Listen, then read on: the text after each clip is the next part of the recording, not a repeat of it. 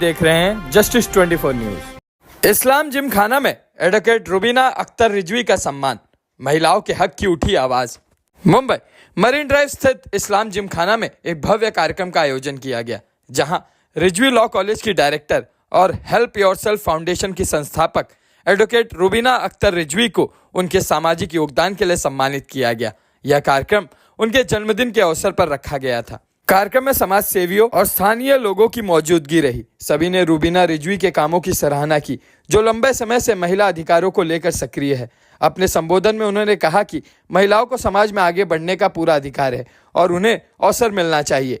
उन्होंने यह भी कहा कि इस्लाम और भारतीय समाज में महिलाओं को हमेशा सम्मान मिला है, जरूरत है तो सही दिशा और मार्गदर्शन की। इस कार्यक्रम में महिलाओं की सुरक्षा और अधिकारों को लेकर चर्चा की गई। मौजूद लोगों ने इस पर सहमति जताई कि महिलाओं के मुद्दों को गंभीरता से लेना जरूरी है और समाज में इसके लिए संवाद की आवश्यकता है। रुबीना रिजवी ने इस मौके पर कहा कि महिलाओं को आगे बढ़ने और अपनी आवाज बुलंद करने का हक है। इस्लाम और हमारे समाज में महिलाओं को हमेशा सम्मान मिला है, जरूरत है तो सिर्फ सही मार्गदर्शन और अवसर की। यह आयोजन सिर्फ एक सम्मान समारोह नहीं था, बल्कि महिलाओं से जुड़े मुद्दों पर जागरूकता फैलाने का प्रयास भी रहा। रुबीना रिजवी को सम्मानित करके आयोजकों ने समाज में सकारात्मक सोच को प्रोत्साहित करने का संदेश दिया। अब आइए देखते हैं जस्टिस 24 न्यूज पर इस कार्यक्रम के दौरान उपस्थित लोगों ने क्या कुछ कहा। पत्रकार ब्रिजेश सिंह की रिपोर्ट में।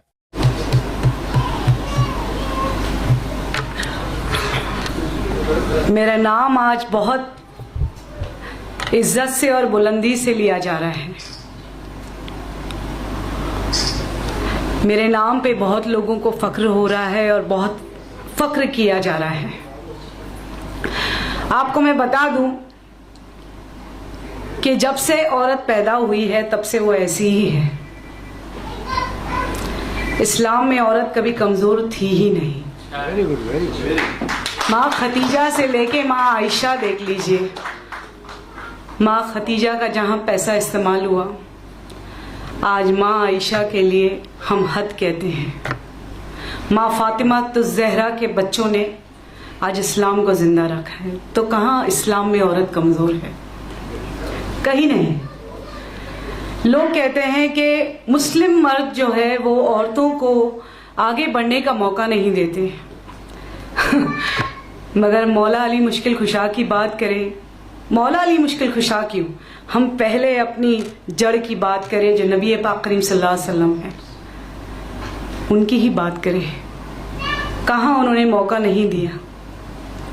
आजमाइश तो होती रहती है, क्या फर्क पड़ता है। I am a women. If you take me as a competitor, I will compete you. You take me as a companion, I'll give you peace. So it's upon you. कि आप मुझे किस तरह लेना चाहते हैं। मैं पैदा तो रुबीना इम्तियाज खान हुई थी। मुसलमानों में कहते हैं कि 2 जन्म 3 जन्म नहीं होते। बेशक नुजूमी हराम है, मगर इसी जन्म में मैं दोबारा पैदा हुई रुबीना अख्तर हसन रिजवी बनके। मेरे वालिद ने मुझे पैदा किया, एडुकेट किया जहाँ तक वो कर पाते हैं। हम 5 बहनें हैं, माशाल्लाह सारी एडुकेटर हैं। जब मेरी रिजवी साहब से मुलाकात हुई, सबसे पहले उन्होंने कहा कि what you want to do. I said I want to learn, I want to study.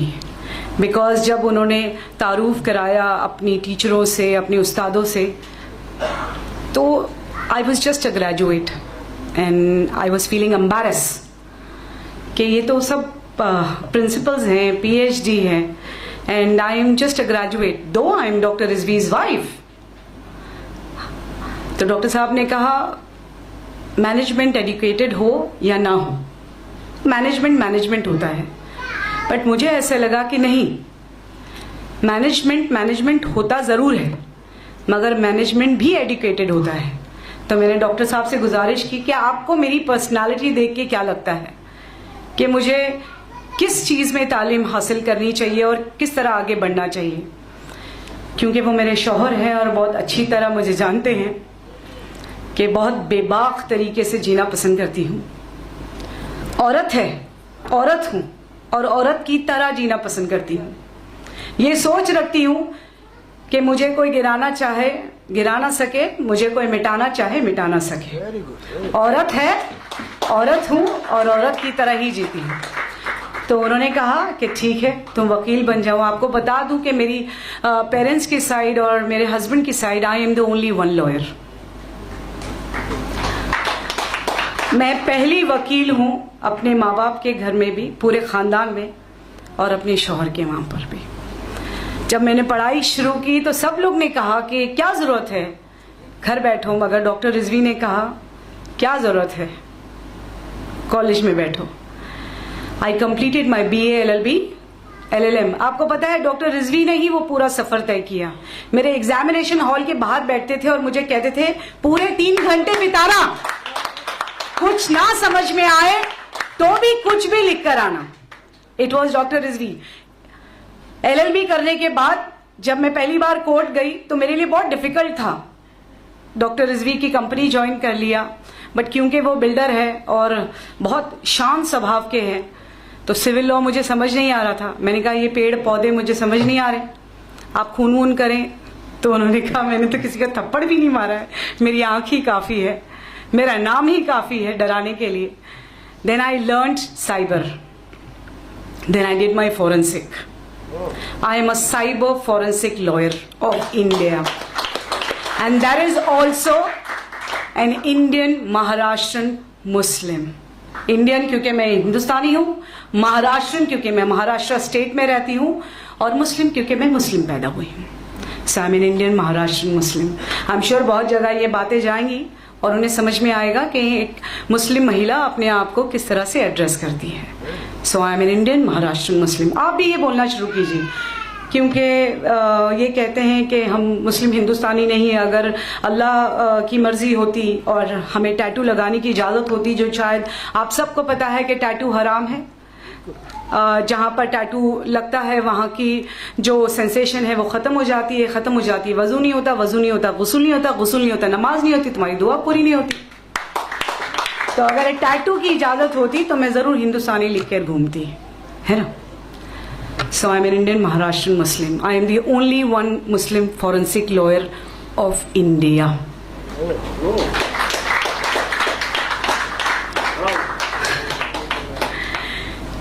ऐसा नहीं है कि मर्द अपनी औरत को पढ़ाते नहीं। अभी ज़ैबा जी कह रही थी कि मर्द अपनी औरत को मौका नहीं देते। ये हम औरतों भी तो निर्भर करता है। हम क्यों अपनी जगह ढूंढने की कोशिश करते हैं, और जब तालीम हासिल कर लेते हैं तो मर्द के बराबर अपने आप को खड़ा करने की कोशिश करते हैं। हमें क्या ज़रूरत है किसी को अपने बराबर खड़ा करने की या किसी के बराबर जाके खड़ी होने की। हम अपना प्लेटफॉर्म खुद बना सकते हैं, हम अपनी जगह खुद बना सकते हैं, हम अपने लिए खुद से स्टेज सजा सकते हैं। हमें क्यों शिकायत मर्दों से होनी चाहिए, जब हमें अपने आप को बनाने की कुव्वत अल्लाह ताला ने पैदा होते ही टाइम पे कर दी, और ये बता दिया कि अगर बीबी हाजरा की सुन्नत अदा ना हो तो मर्दों का हर्ज नहीं होता। फिर भी हम मर्दों से शिकायत करते हैं। देखिए जरूरत क्या है हमें उनसे अपने आप को कंपेयर करने की। हम काबिल हो गए। एक बार जैसे मेरा बायोडाटा पढ़ा जाता है कि I am a chairperson of women council. मुझे उसी फंक्शन में बुलाया गया और बिल्कुल पीछे बिठाया गया।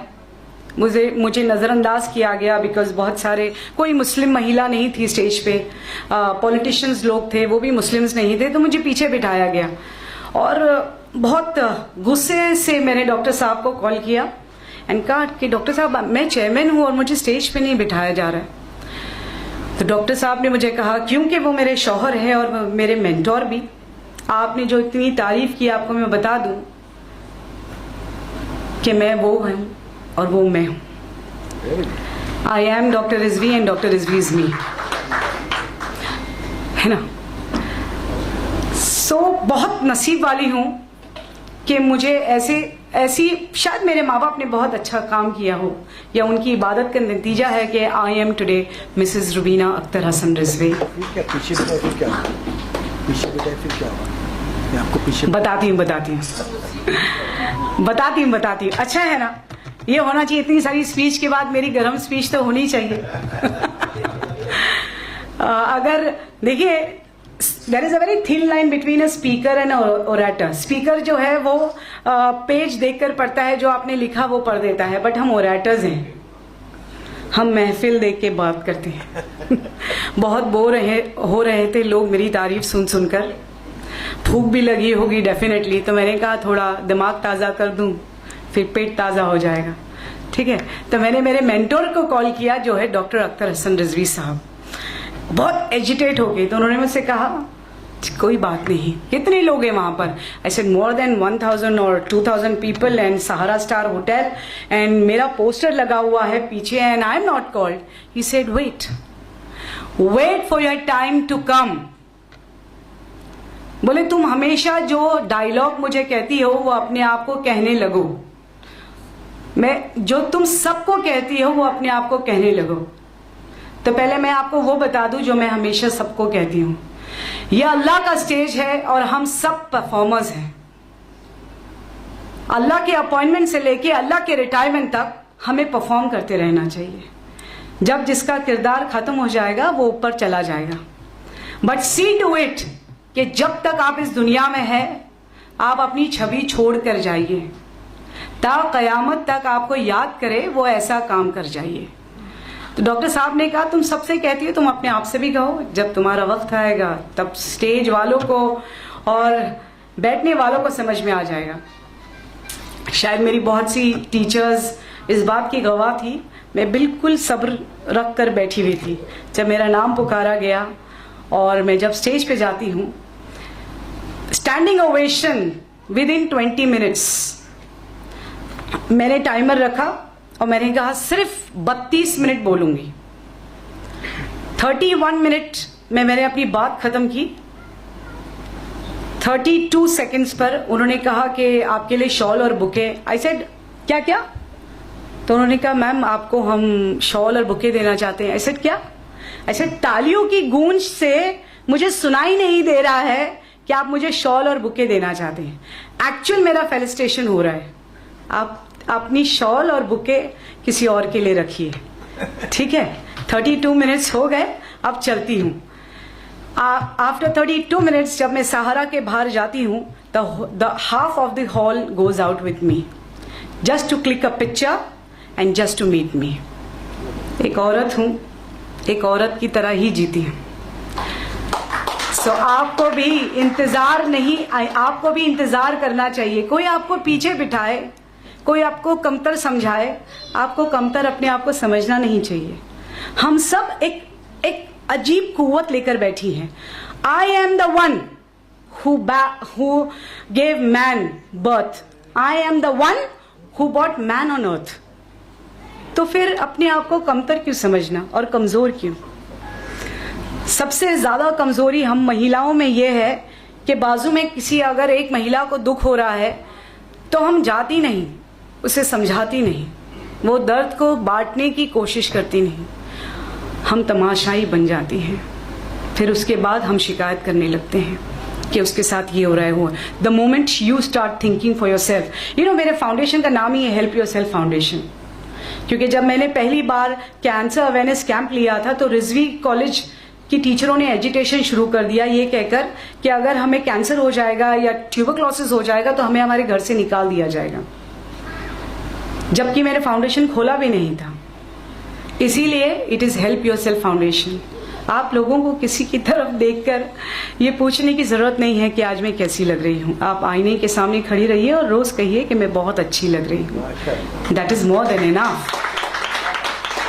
अपने वालिद की, अपने शौहर की, अपने भाई की, अपने दोस्त की बिल्कुल इज्जत कीजिए।